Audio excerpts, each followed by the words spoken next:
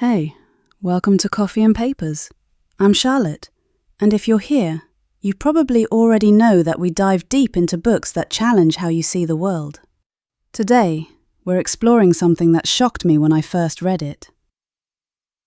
A book that seemed to celebrate failure at first. Then I realized it was actually celebrating honesty. We're talking about Mark Manson's The Subtle Art of Not Giving a Fuck. This is part 1, Don't Try. And I want to warn you, the first chapter of this book will mess with your head a little bit. But in the best way possible. So grab your coffee, settle in, and let's begin. Mark Manson doesn't start this book with inspiration. He doesn't begin with a motivational quote or a foreword designed to pump you up. He starts with a man named Charles Bukowski. Bukowski was a poet, an author, a philosopher, a genuine icon. But for most of his life, he was the definition of failure. He was a drunk, a gambler, a womanizer.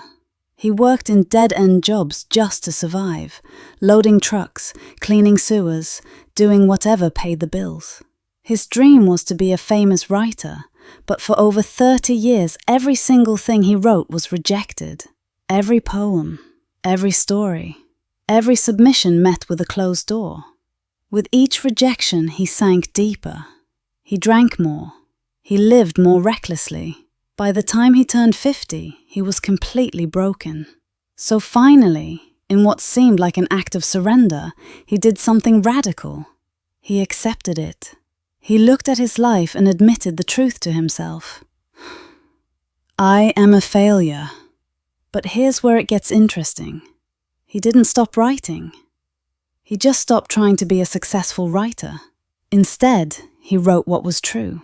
He wrote about his pain, his flaws, his messy life. He wrote without any hope of fame or recognition. He wrote because that's all he had left, the honest act of putting words on a page. And by pure chance, a small publisher noticed his work. Whether they felt sorry for him or genuinely saw something, no one really knows. But they offered him a contract. It paid less than his dead-end job, but Bukowski was so miserable that he quit and took the deal. He figured, I'm already a poor failure. My life is already a mess. I might as well do what I love while I'm at it. 3 weeks later, he finished his first novel. It became a massive success. The success he'd chased for 30 years only came to him the moment he stopped trying to get it. When Bukowski died, they etched 2 words on his gravestone. Don't try. Not as a sign of defeat, but as the distilled wisdom of his life. Now, when I first read those 2 words, I had the same reaction many people do. Confusion. Almost anger. Don't try? Are you telling me to give up on my dreams? To accept mediocrity? To become lazy? I almost put the book down. I thought Mark Manson was selling defeat wrapped up in philosophical language. But then he explains what he actually means, and everything shifts. Manson introduces a concept that explains so much about why modern life feels so exhausting. He calls it the feedback loop from hell. Here's how it works. You feel anxious about a presentation at work. That's normal. Anxiety is a natural human response. But then you start getting anxious about the fact that you're anxious. Why am I so nervous? I shouldn't feel this way. Everyone else seems calm. What's wrong with me? Oh no. Now I'm even more nervous because I'm thinking about being nervous. You've entered the loop. Or imagine this. You get angry at something small. Your friend cancels plans last minute. You feel angry. But then you get angry at yourself for getting angry. I shouldn't be so upset about this. I'm overreacting. Why do I always get so mad? There must be something wrong with me. Anger about your anger. Fear about your fear. Sadness about your sadness. Guilt about your guilt. It's a spiral. The more you fight it, the stronger it becomes. It feeds on itself. And here's the thing. Our entire modern world is designed to push us deeper into this loop. You wake up, you check your phone. You scroll through social media. What do you see? Everyone living their best life. Everyone successful. Everyone happy. Everyone traveling, getting promoted, achieving their dreams. It's an endless stream of other people's highlight reels. So when you have a normal bad day, when you feel sad or anxious or like you failed at something, you look at that screen and you think, something's wrong with me. Everyone else has it figured out. Only I feel this way. And you spiral deeper. Our culture reinforces this constantly. Stay positive. Never give up. You can do anything. Always look on the bright side. But what if you can't always look on the bright side? What if some days you're just sad? What if some days you fail? What if some days you just want to sit with the reality that life is hard, and that's okay? And this is where Manson writes something that stops you cold. A single paragraph that can reframe your entire understanding of happiness. The desire for a more positive experience is, itself, a negative experience. And, paradoxically, the acceptance of one's negative experience is, itself, a positive experience. Think about that for a moment. When you're anxious about being anxious, you're just amplifying the anxiety. When you're angry at yourself for being angry, you're creating more anger. When you're trying so desperately to be positive and happy all the time, you're actually creating stress and exhaustion. But when you accept it, when you sit with your anxiety and say, yeah, I'm anxious right now, that's okay. That's part of being human. Somehow, the anxiety loses its power. This isn't just theory. This isn't something abstract. This is lived experience. When I was younger, there were aspects of my life that I was deeply ashamed of. Things I didn't want people to know about. For years, I tried to hide these things. I put up a front. I curated an image of myself that I thought people would accept. And you know what happened?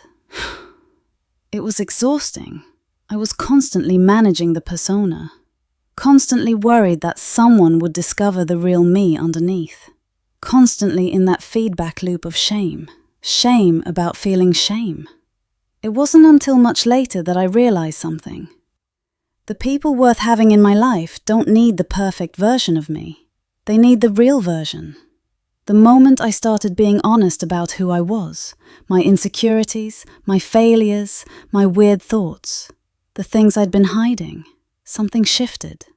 The shame lost its power. I wasn't spending all my energy managing an image anymore.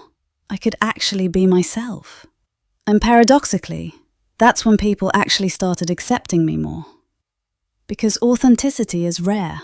People recognize it when they see it, and they respond to it. I experienced this principle in a completely different way not long ago. My car was parked on the street overnight. Another car hit it and drove off. The hit and run. My brother, who was also affected, was furious. That's a completely normal reaction. His car was damaged. He lost money. Anger makes sense. But my reaction was different. I felt this strange calm come over me. I thought, well, the car is damaged. That's now a fact. The damage is done. Getting angry won't undamage it. Getting upset won't change what happened. So what's the point? My acceptance of the negative situation freed me from the second layer of suffering. The suffering about the suffering.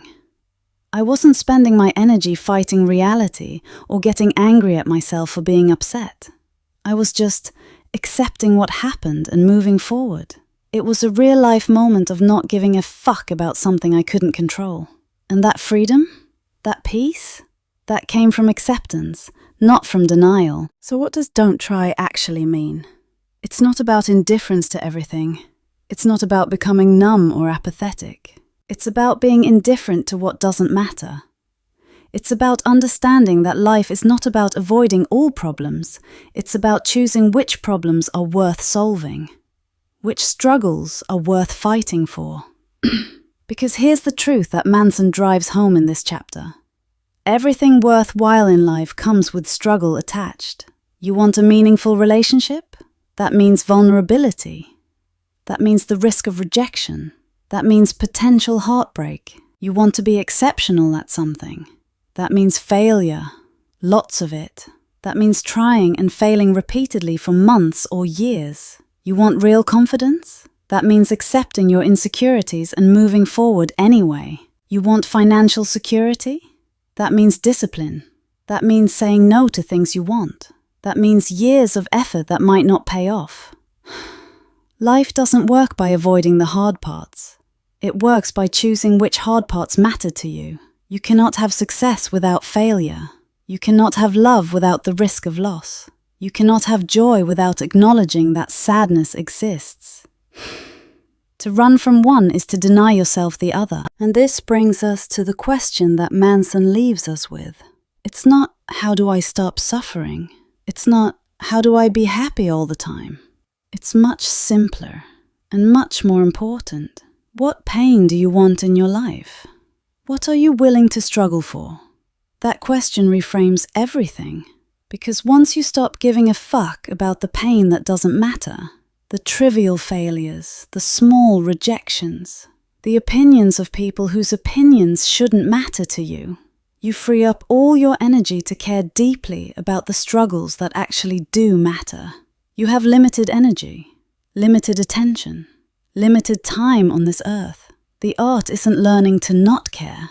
The art is learning to care only about the things worth caring about. That's the first chapter of the subtle art of not giving a fuck. And honestly, it's just the beginning. If this resonated with you, I want to hear your thoughts. What's one thing you've been trying too hard at? What's something you might need to let go of? You can leave a comment, or just sit with that question for a while. Sometimes the answer comes when you're not rushing for it. This is part 1 of this series. In part 2, we go deeper into how this philosophy actually works in your relationships, your career, and your sense of self. Subscribe to Coffee and Papers so you don't miss it. And thank you for your time and your attention. Those are the most valuable things you can give, and I don't take them for granted. Until next time, keep thinking, keep questioning, and maybe, just maybe, stop trying so hard to be perfect. Take care of yourself.